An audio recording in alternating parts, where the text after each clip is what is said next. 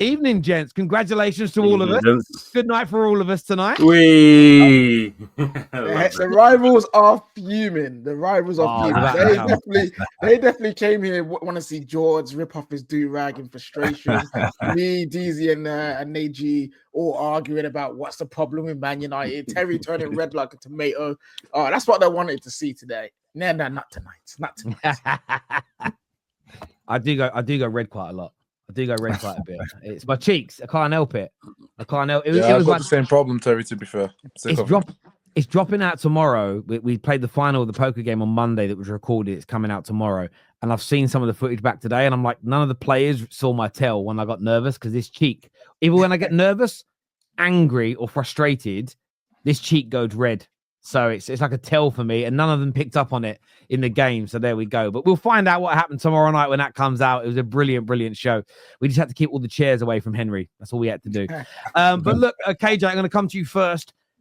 We were almost guaranteed a top 8 finish, but a win was important. But tonight felt like a really comfortable and solid display by Man United.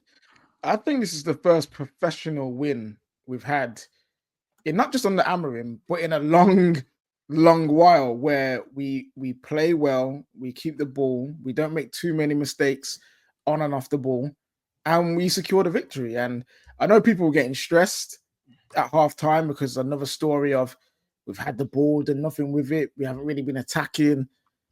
They'll get their chance, they'll score, and then we end up losing.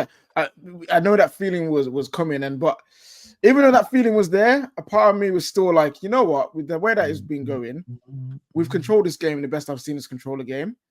We will be fine. And I was confident that we was going to score. And the way that we scored both our goals is what Amorim loves and Amorim wants to see. We scored cutbacks, baby.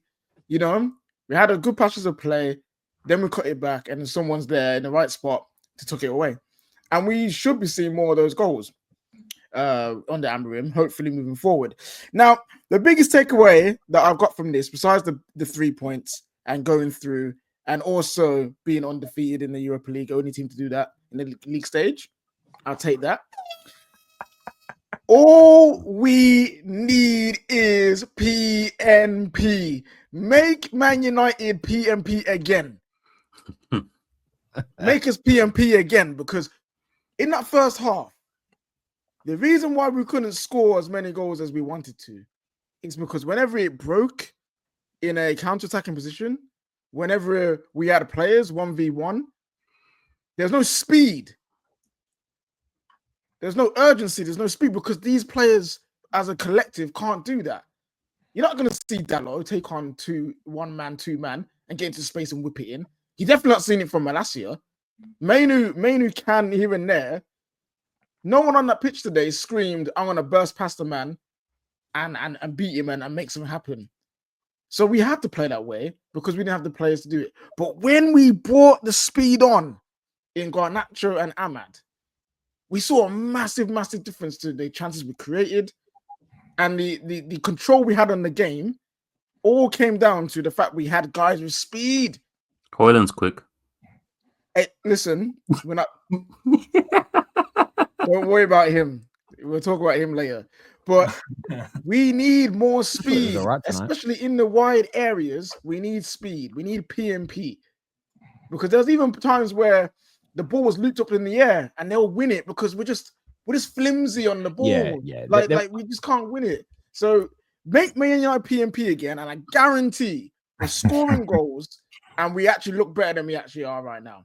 I'm happy with the win.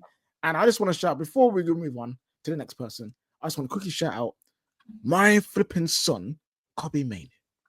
People were willing to sacrifice him to the Wolves because he had a couple of games in the 8 which were a bit iffy, which weren't good.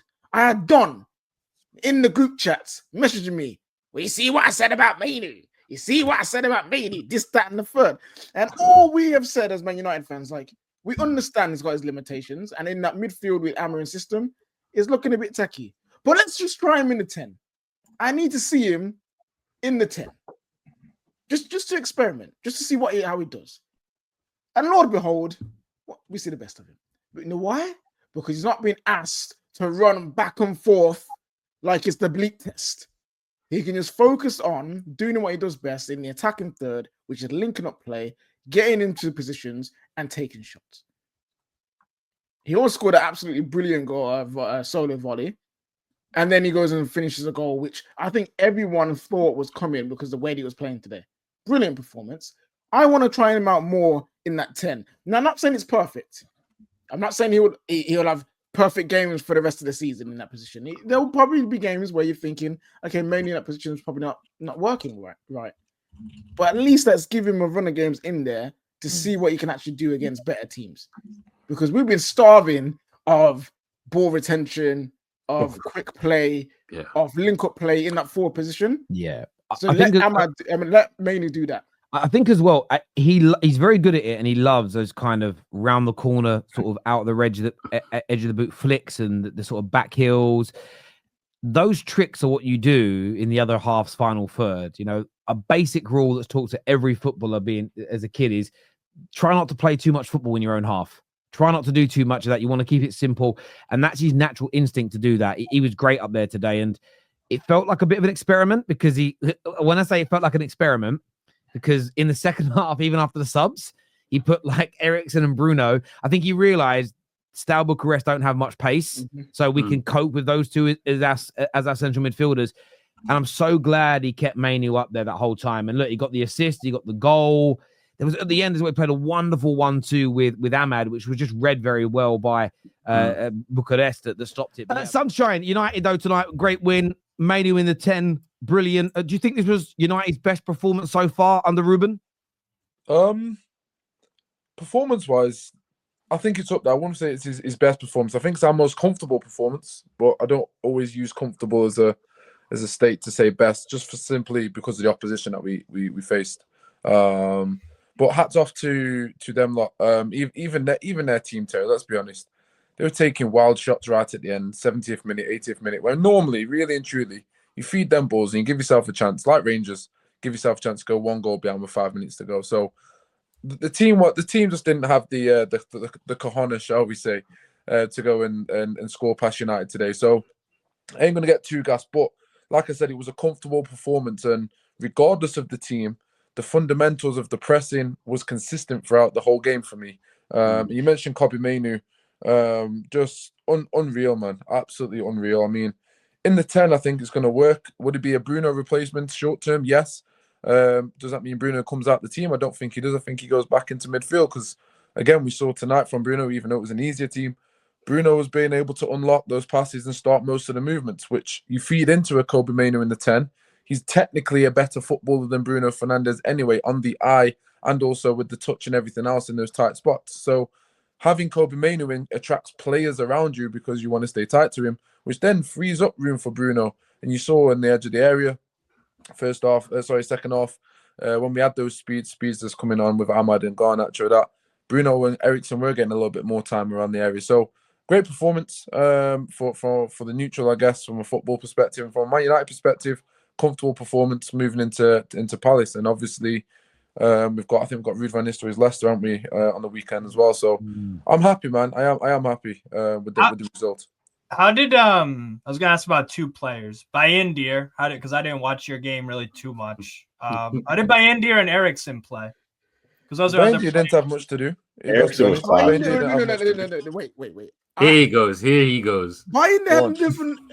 had nothing much to do, but yet still found a way to almost parry the ball into his flipping net. Yeah, that save. They nearly went in. Oh my god. Yeah, but you have to give him credit. The power of that shot, he had to get his hand, because again, the way that's hit him, it's come directly. He's put his hands in the right place. But when you I'm gonna say when you fist something, then when you fist the ball, that's mad. Yeah, that's mad. When you create that punching motion, it can go any way, which way. It would have been just I will give you credit for you'll remember Germany. Yeah. I'll definitely give him credit for the save. I think it was from a corner. In the second half, that was reactive save. He did really well there. He was fine. It's not my cup of tea. Eriksen, I wish we just had him. I wish we had him when he was younger, 10 years earlier. Yeah. It's just because the Tottenham version of Eriksen was one of the best players in the league. Give us that Tottenham Eriksen. He looked like that every time we played bad teams. bro, this guy's got half a heart, and you want the same Tottenham Eriksen like this?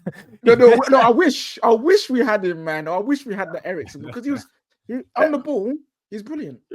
Yeah, when he was healthy at Tottenham, I loved him. So I thought he was great. He was one of my favorite midfielders. And every time we play a poor team or a poor side, he looks like that because he gets the time on the ball. We need that, though, boys. Let's be honest. We need that Eriksen against these types of teams because we don't want to burn out our certain players. And even Collier started tonight as well. Do you know what I mean? You need those. I'm going to say those John O'Shea's of this era. To fill those gaps because you do need to rest these players. They are going through a crazy change right now. They are putting in mad shifts on the training ground, or most players are, shall we say, before we mention Rashford's name. It's one of those at the moment. And if Eriksen can come on and finish his career at United, clearly he's going to stay till the summer and then he's gone. But if he can keep having games like this against teams like this for the short term. Even if he plays against Leicester, I wouldn't be upset. Yeah. If he can keep doing this, it's going to help Man United, 100%. He typically, though, I know he went deeper when we found out when Stour didn't have much legs, but he just looks better in that 10, which I always felt was his position. We got away with it for a little while when we played kind of low block and he would be knocking the balls into the channels when we had pace. He just can't play in the Premier League as a central midfielder. I think if you're going to play him, you play him in that 10 role. Yeah. Bruno actually looks more like Portugal's Bruno in this system more recently, which I really, really like. So if we're going to play Eriksen for the rest of the season, let's play him in a 10 role, but you have to have legs around him because that's the only thing we missed tonight when we had no legs. He kind of had the ball, but I wouldn't even blame him. Nobody was making runs off him because no one's got the legs and it was we were a little bit too static, but they played quite well. Dizzy, what did you make of United tonight? I think one thing that, and it's funny because we was having a heated discussion in the group chat this week about Ruben Amorim. Yeah, that's crazy. It's how you check if a cow's pregnant. That's all I'm checking. That's all I'm doing. Okay. I watched it on the farm, innit? I watched it on Pet Rescue. It's a show in England called Pet Rescue. I watched it on there. Right. Okay, but what's it called? We were having a bit of an argument about Ruben Amorim. There are some guys that are Ruben Amorim out already. Which to me or just one? In our group chat, it's one. It's just one. There are some. But anyways, what I'm saying is, I feel like he's got a lot right in that. A lot of the things that us as fans have been asking for, like it might take him a couple more weeks, or he might give people a few extra chances than we might give him, but he eventually gets there. We're saying, let's see Mainoo in the 10. You're seeing him. We were saying Bruno in midfield.